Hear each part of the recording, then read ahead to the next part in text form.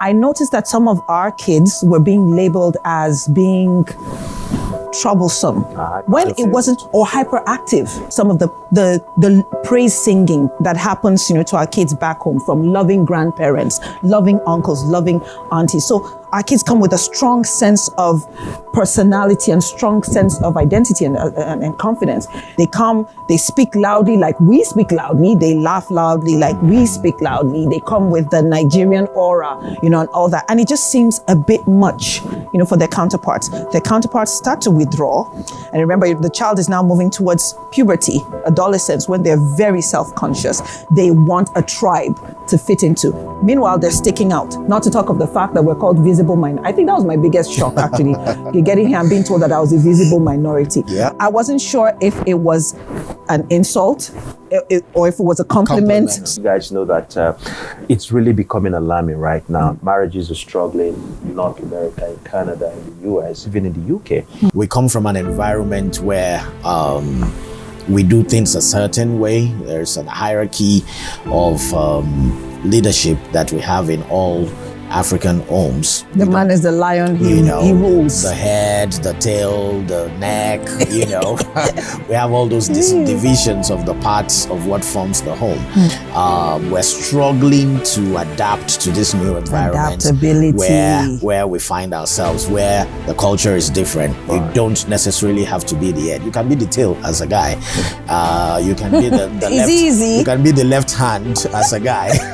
You mean in this climate? In this climate. Okay. Yeah, so it doesn't. That's actually that's one of the big problems that we have. We're still struggling with adapting to the fact that you're no longer the lion of the tribe of Judah that you used to be.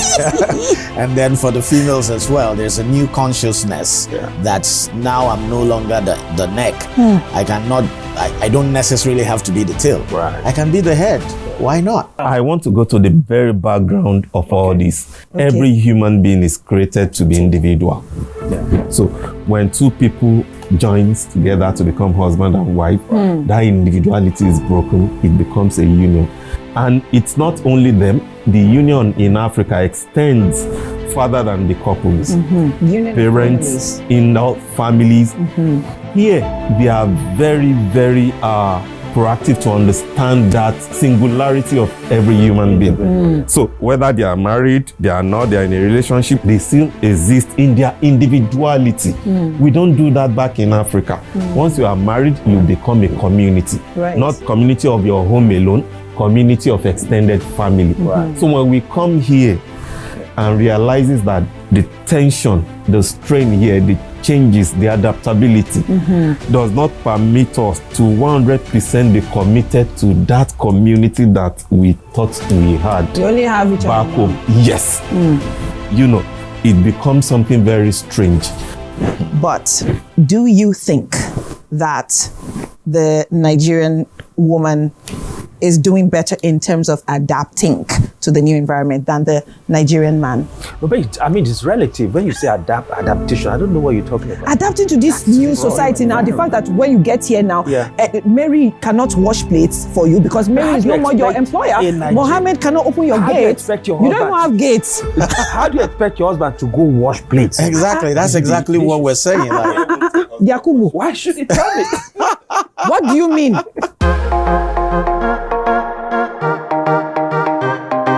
Many people searching for a better life often assume that moving abroad means landing in a bed of roses.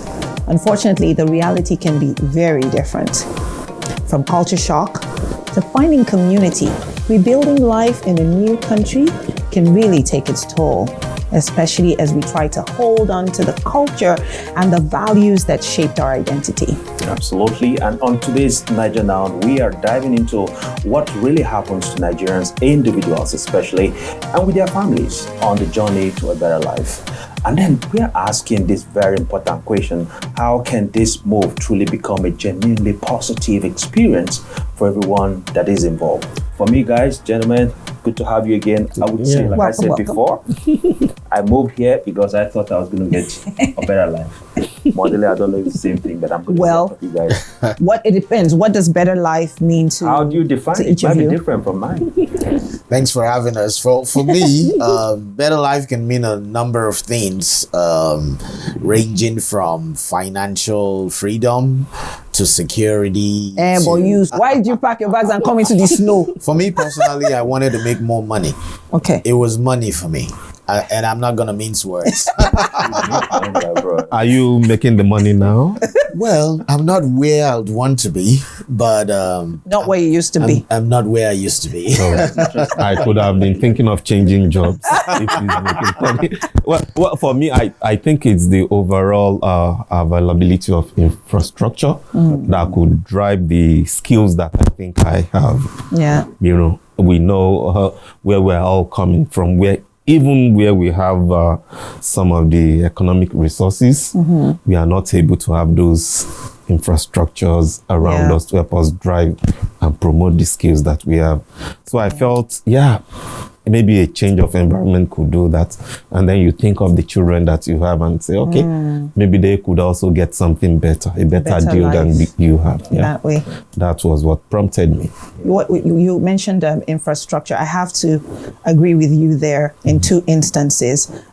Even though for me, the reason wasn't infrastructure, but I've had to have 2 surgeries, in 8 years.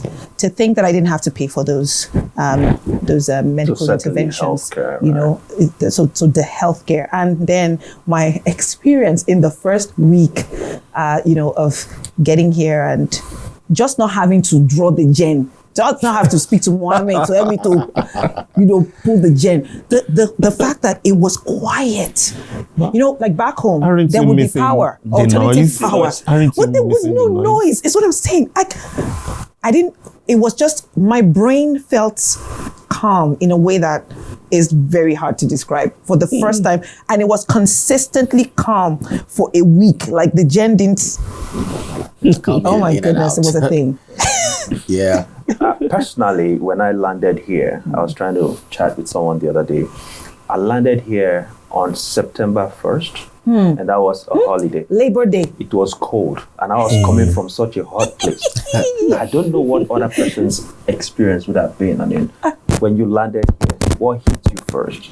Well, let me come to you first. When I landed here, I was wondering, is this because I landed in Florida. Okay. In the States, right? Yeah, in the States. I landed in Florida, and Florida is almost like Nigerian weather. So I was like, I was coming with the jacket everything. And all that. And I was like, did we land in the wrong country? Is this the cold? I was expecting the weather to be cold and all that, but it was not as far as weather is concerned. It wasn't. So you were positively surprised. Yeah, very, very surprised. And then they told us, oh, don't worry. And it was October. It was October the 25th. So I was expecting that, the weather should have been cold. Winter was Sochi is not a real. Toby is not a real. Crossover immigrant, because he kind of came in through. He lived in the US first, so you kind of have the feel of winter. Yeah, and so you were prepared for the shock. You weren't coming straight from Niger. That's true. Right? Well, but there is a huge difference. I still felt that shock, the Canadian winter shock. If you've lived in places like Atlanta, places like North Carolina, South Carolina, Florida, those are warm places, really, really warm places. So you really didn't move away from Niger. From Niger, thank you. The weather was almost the same thing. I beg, even the food itself too. Let's have a Mr. Soji that really moved. So what's your experience? You didn't come to Nova Scotia directly. That I know. No. I landed in Ontario. So let's talk about your move to Ontario from Niger. Well, I had prior experiences of traveling around Europe and all those things, and I've stayed in the US for a year. Okay. For an academic fellowship. That is no. I didn't go to stay to look for the greener pastures then. Okay. It was like an academic fellowship. Okay. And my mobility then was restricted to an academic environment. So Okay. I wasn't really I didn't see much of the States. But moving completely, I think I thought I was actually immune to those shocks that people talk about. But I actually encountered very different kind of shock. Yeah, the weather itself, Canadian cold is like a different kind of cold. Very unfriendly. Tell me about it. Well, it is a kind of cold where when you put on your coat and your trousers, you are still inclined to wear something underneath. You have thermal, to. I call it secret of success. And you have to put on probably 2 or 3 underwears before the jackets and all those things. Those were shocks to me. Talking about shocks, Shoji and Toby, and the adjustments that eventually came up later on. What are some of those things that we can highlight specifically? Because I know that things like clothing, things like relationships, things like the family home front, like managing your kids, helping them also adapt. What was it like for you guys? Language was the first for me. I thought I could speak good English coming back from Don't home. tell me you don't speak good English, because that would be correct. Nigerians speak English. It's relative. Well, Okay. it depends on where you come to. And for the first time in my life, I realized that English is different wherever you spoken are. different. The English in Scotland is different from the one in Indeed. Ireland, Right. or the one in America. Everybody has an accent depending on where you are, and it's the same English. So it took me maybe a year or 2 before I can order something in the drive-thru, because when I get there, I'll be saying something and they don't even understand what I'm saying, and I keep saying it. They'll be like, "Huh? Say that again." And I keep can I have 2 chicken too? You would have added S to the chicken. Chickens Or chickens. or whatever. I thought I was Radio Nigeria trained. I could speak English. I could communicate, back home effectively, as I assumed. And then get into a new environment where the kind of English was different. There's a different kind of English in Atlanta. There's a different kind of English in New York. There's a different accent and punctuations to how it is said. There's a different one in Nova Scotia. We're out in a boat. Right. In Nova Scotia, not Nova Scotia. So when you get to such environments and notice that, differences, you can't even communicate at work, especially when you're amongst a certain sect of people, you realize that you're all alone. So I had to relearn English. I had to listen to how people said it and try to replicate over time, and then I started to warm up, and then people can understand what I'm saying, and then I can order McDonald's. So Did you that notice was the the pace? drive-through experience, right? Right. But Soji, for you have to be in front of students every day of your life. Oh, yeah. A lecturer at the university. What was it like? Absolutely.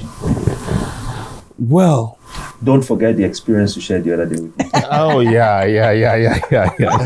Well, it's a layer of experiences when dealing with community of students like that, and you are confined in a space for certain period of time.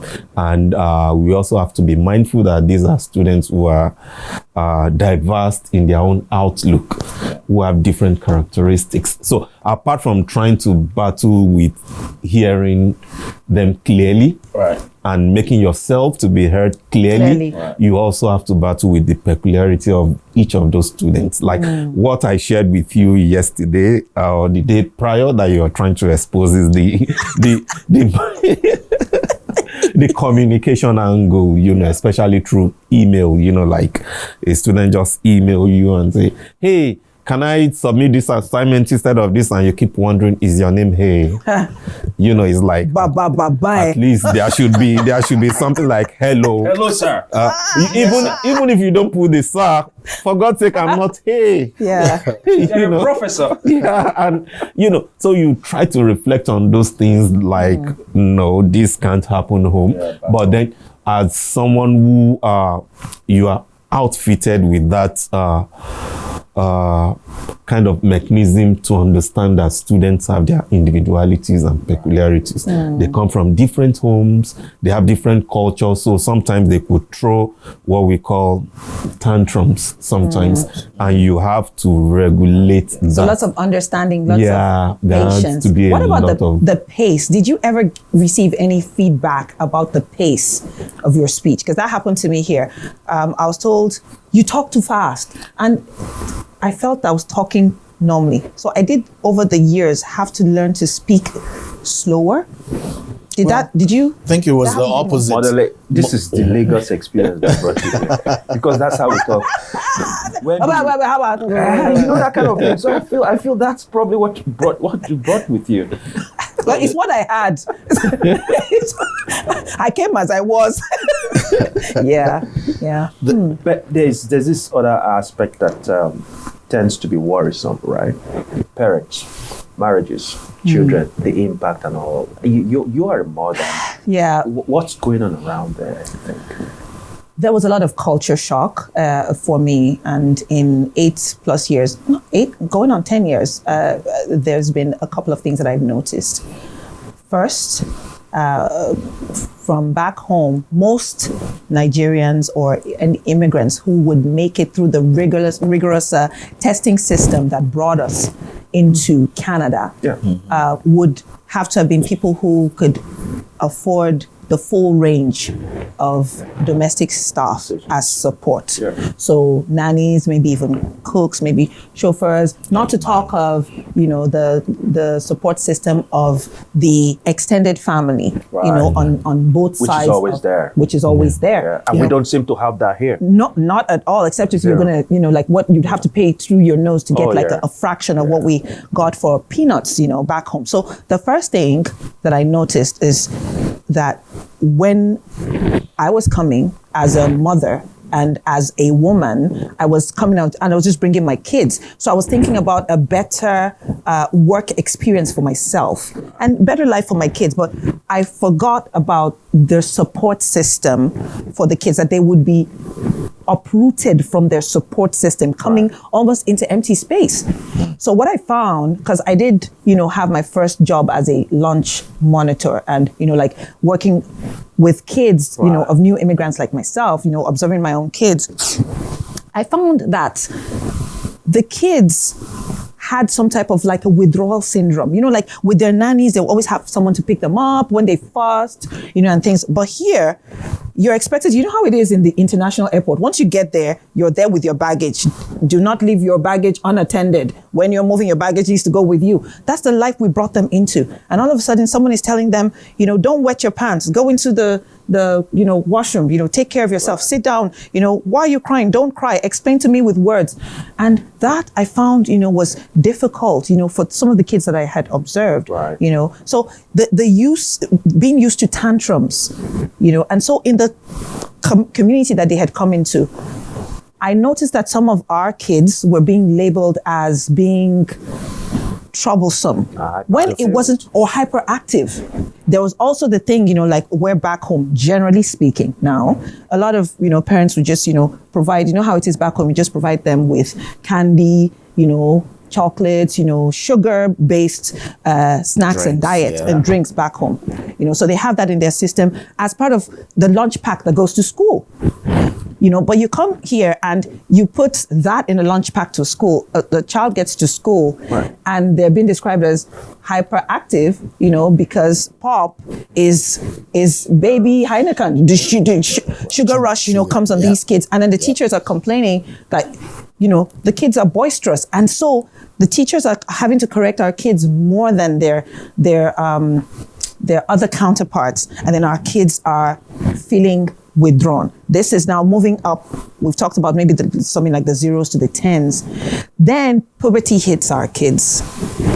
They grew up, boisterous, listening to, we talked about, things like Oriki and, some of the praise singing that happens, to our kids back home from loving grandparents, loving uncles, loving aunties. So our kids come with a strong sense of personality and strong sense of identity and confidence.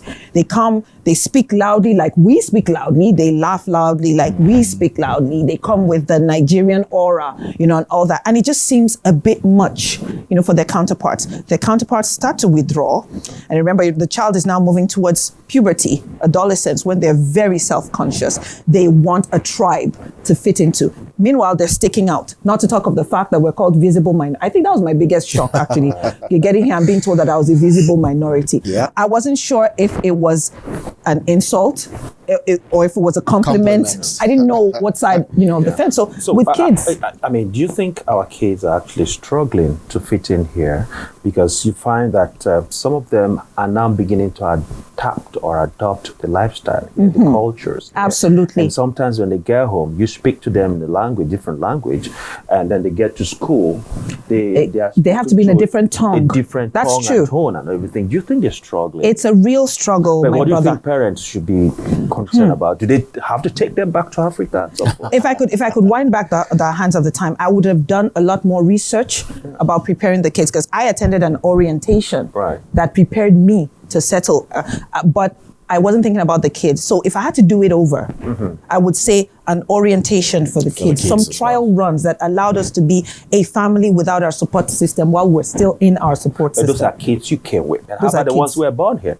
Those ones, I think they are on their own. No? In fact, those ones, the ones that cannot be addressed, the one that you cannot use Koboko to reset, the reset factory reset. You can't. Factory reset, this slap, Yeah. But I know that to some extent, family is impacted by the major actors in the family, and this is talking about homes. You guys know that it's really becoming alarming right now. Marriages are struggling in North America, in Canada, in the US, even in the UK.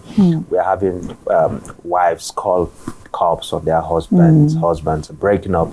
This is becoming a menace around our society. What do you guys think? What is causing all these things? Is it the environment? Is it regulations of some sort? What exactly do you guys think? What would you say the root cause? The root causes, yes. Well, from my personal experience and what I've seen so far, I think it's a couple of things, a number of things, but I'll just go through two of them. Number one is finances, money. And the other one is the culture change. We come from, and I'll start from the second one. We come from an environment where we do things a certain way. There's a hierarchy of leadership that we have in all African homes. The man is the lion, he rules. The head, the tail, the neck, we have all those divisions of the parts of what forms the home. And like she mentioned, there's also a support system outside of that head, tail.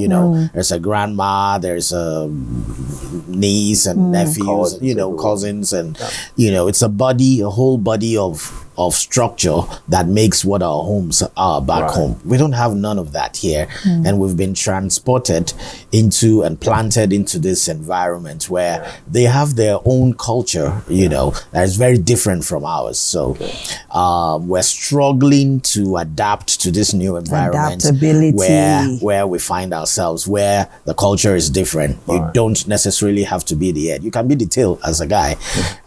You can be the left. Easy. You can be the left hand as a guy. You mean in this climate? In this climate, yeah. So it doesn't. That's actually that's one of the big problems that we have. We're still struggling with adapting to the fact that you are no longer the lion of the tribe of Judah that you used to be. And then for the females as well, there's a new consciousness that's now I'm no longer the neck. I don't necessarily have to be the neck. I don't necessarily have to be the tail. I can be the head. Why not? So those new realities are what we've been struggling with that is causing these differences. That's one. And the other one I mentioned was finance. Money is one big deal that, most people have not, gathered funds, looked at the account and see that, I can have this much saved up, or I can have this much income. You know, the moment money starts to pile up, you know, what used to be a prayer point, when it becomes reality, then, you know, so many things come up. Maybe pride, arrogance. You're like, okay, why do I need you? I can live by myself if I have this much, you know.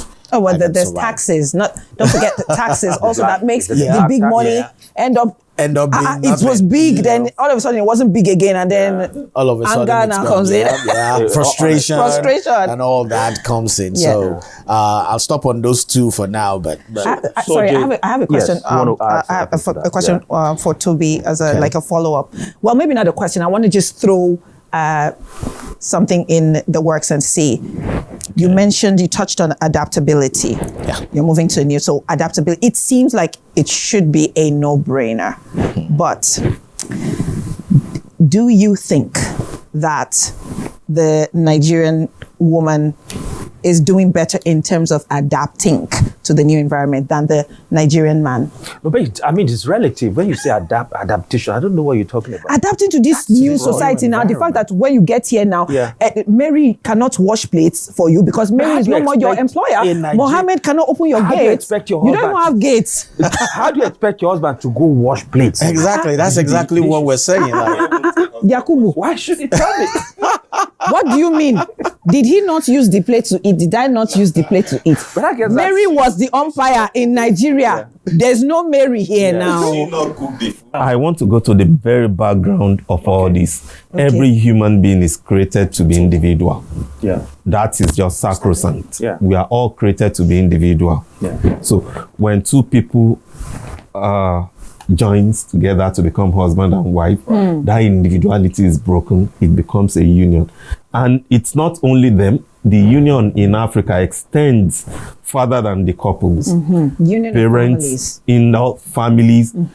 Here, they are very, very proactive to understand that singularity of every human being. So whether they are married, they are not, they are in a relationship, they still exist in their individuality. We don't do that back in Africa. Once you are married, you become a community. Not community of your home alone, community of extended family. So when we come here and realizes that the tension, the strain here, the changes, the adaptability does not permit us to 100% be committed to that community that we thought we had. We only have each other back home. Yes. You know, it becomes something very strange.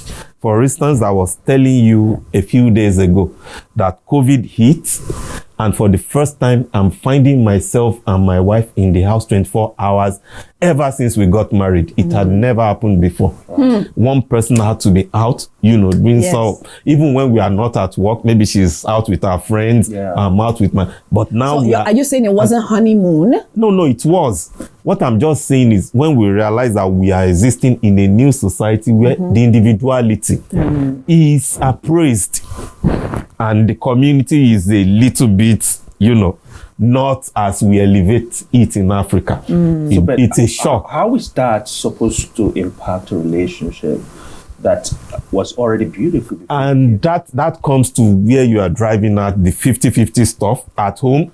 You really talk about that. It's like before you get home, your husband that put some money down that's for the next market day, or the wife had already done the market herself and say, oh, my dear, you are reimbursing me the money for this is everything is 200,000, but here you have to sit down, you have to put your own 50k here.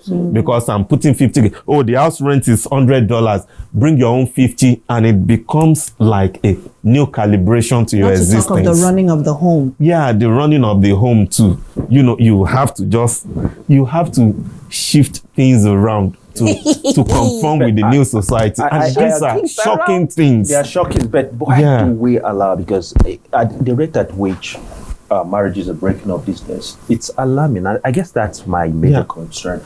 Can we not manage these things? Why are these individuals going apart? Right, because it's alien to us to some extent, because when you get married back in Nigeria, you marry the entire community. How do you call them back the day you want to break up? So these things are in the back of your mind. I mean, it comes to the stigma when you break up marriage, but now it's becoming an easy thing. It's like is it not contract. the same adaptability that we had talked about? Yeah. You know, which is why I posed that question. It appears, and right now I'm not making a case, you know, for either gender, you know, anymore. Now I'm But saying, don't forget your constituencies. I remain loyal. Yes, I know, but you know, if there is a shift in culture, we survive by adapting. That's the basic. Every human element, you know, work. Our cells, every living organism works like that. When there is a shift, there needs to be, you adapt or you fizzle out, you adapt or you die, you know. And so for me, this is where the question, you know, has been and has bothered me, where, okay, when we were back home, you know, if we had all that, you know, support system, you had all those buffers, you know, and we're coming here and there's no buffer. It takes two to adapt to the new culture, to keep it together, especially when it comes, you know, to the marriage. Right. I've heard of some situations where the challenge, you know, was actually the fact that, you know, on the home front now, the wife got the job first, because here that tends to happen. I may be wrong, but I feel like many times, you know, the men get the biggest brunt of the immigration. You know, many times it seems like the women get placed faster, you know, in the workplace. Talking about that placement, than the men. There's this analogy that's going around that they say, first in this society, the woman is first, the children are next, the pets follow. I think the children are first, the woman is next, first, woman next, and then we are the dogs. Hell, The dogs are next, the pets, and then at the bottom of the ladder I would like you to know, men and brethren, that I am very sympathetic to this cause. I have two sons, right? So, you know, we're raising men. I am very sympathetic towards it. I am concerned about it. You know, I know that coming out of Africa, where the man was the lion and he was in everybody's throat and everything, it seemed nice to come and see another society where maybe his raw has to be curtailed a little. But it is important for a man to be able to be the lion, the chief lion in his jungle. Wow. So I know that we need to find a way around getting our men empowered in the new system. But that's an aside. Where I was going, you know, initially is that if the woman, you know, understands that, okay, so the house needs to be taken care of. Back home, she had all that support, you know, that we described. But here now, someone needs to cook, someone needs to clean, someone needs to, if depending on how many kids you have and what age ranges they are, someone needs to maybe bathe the kids and even feed the kids, you know, and all that. There's all that, you know, to be done. And then maybe the woman is also placed in society in terms of like the workforce. She's placed faster than the man. And if the man is maybe an entrepreneur or whatever, he's, you know, it takes a longer time for him to get on his feet. All of a sudden, she's needing to give 400% to keep the home afloat, right? So she's adapting. There's no more Mary, you know, there's no more. So she adapts. But then what's happening to, you know, the man?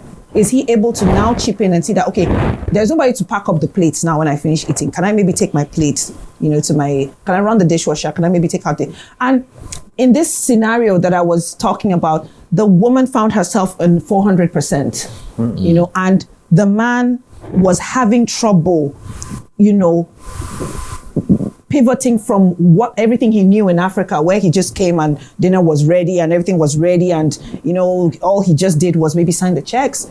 He found it difficult to pivot, and she was impatient.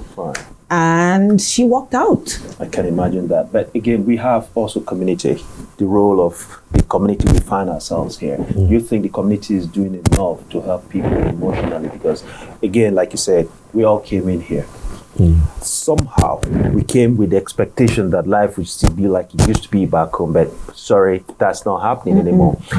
Can we say that a community within where we live has a role to play in helping people come out of some of these emotional stress that they go through, the shocks that they have to, the adaptation, the adjustment that they need to be able to stay here? It depends on what we are calling you can a build that community. community yourself, could be your friends, I mean, colleagues. Well, when I came, for instance, I was looking for a certain church to join because that was the church I was attending. That's a community of people who have the same faith, who go to who worship at the same center. And innocently, I took an Uber down to where the church was. It was like 45 minutes, 1 hour from where I was excited, like, let me go. And as soon as I got there, I was introducing myself gladly, you know.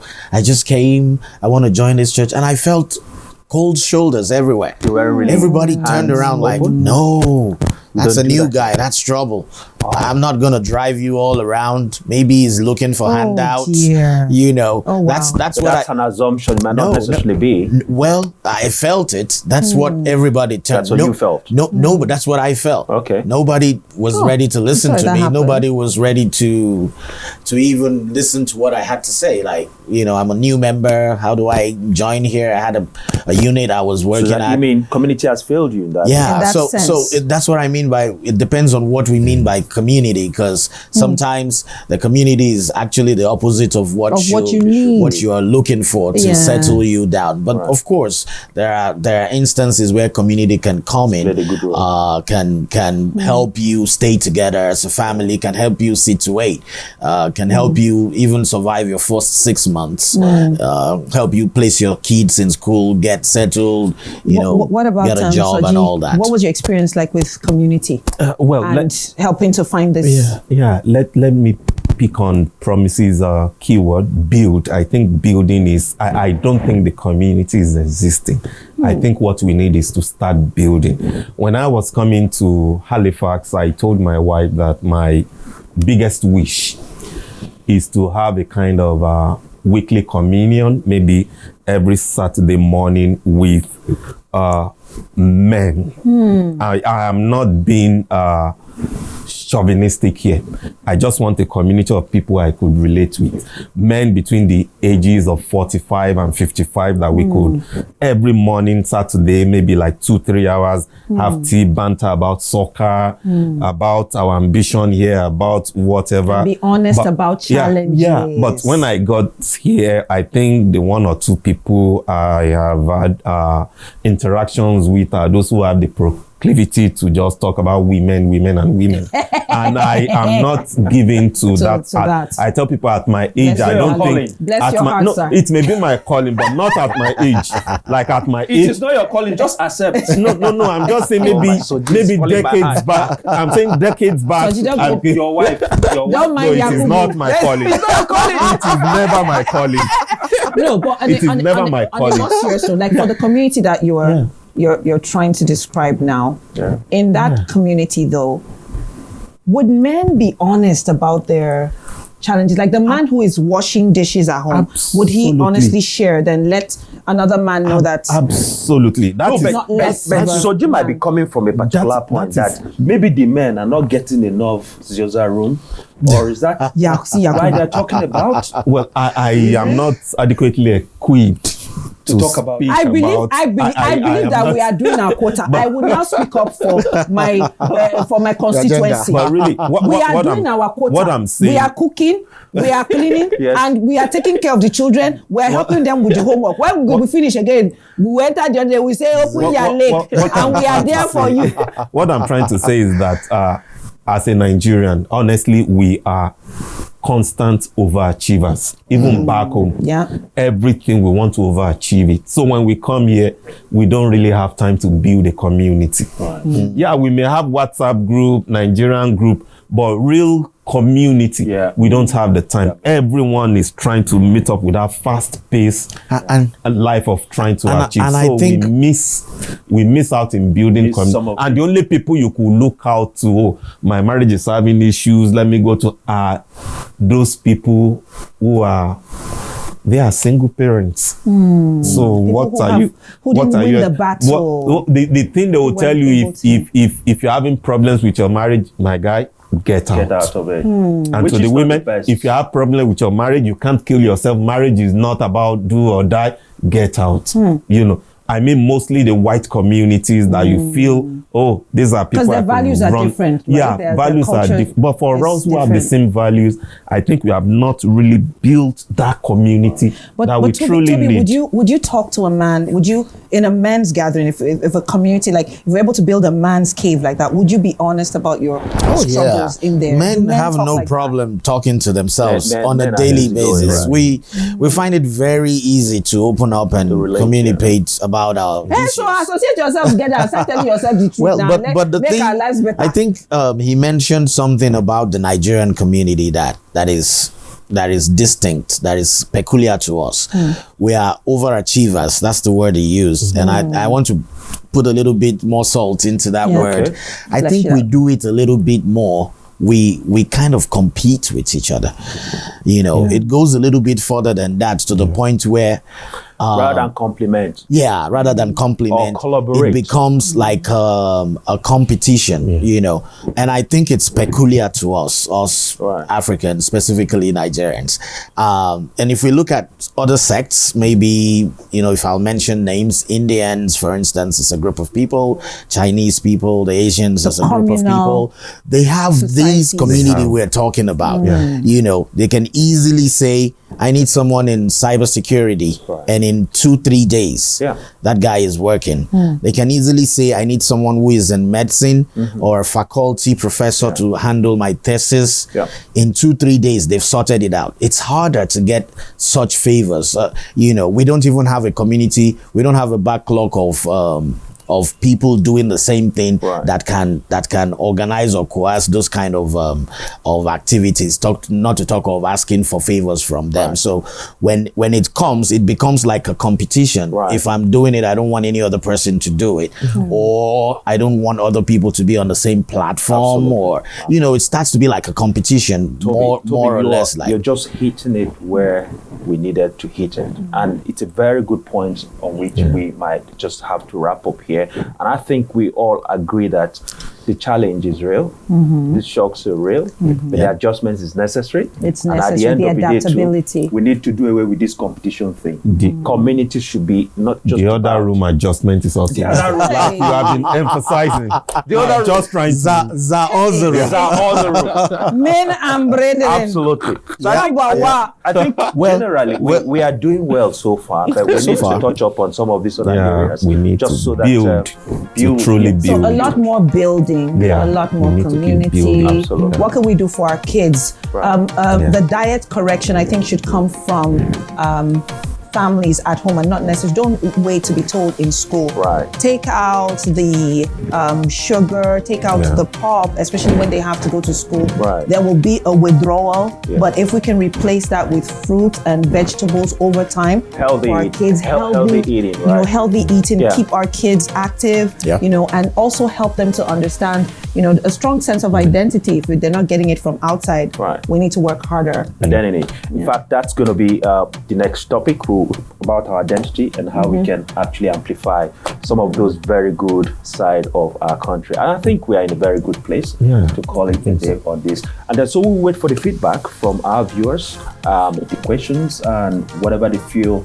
In the meantime, please help to take out the garbage and help with the dishes. In the meantime, we will do that. Let's give more time to the house room. We remain loyal. We are there for you. You know. All right, okay. Ladies and gentlemen, thank you so much for your time and for your thoughts. This was fun. And I think this was really very rich. We'll take it to another level on another episode. Thank you for coming. Thank you. All right. Well, thank you for joining us on Niger Now.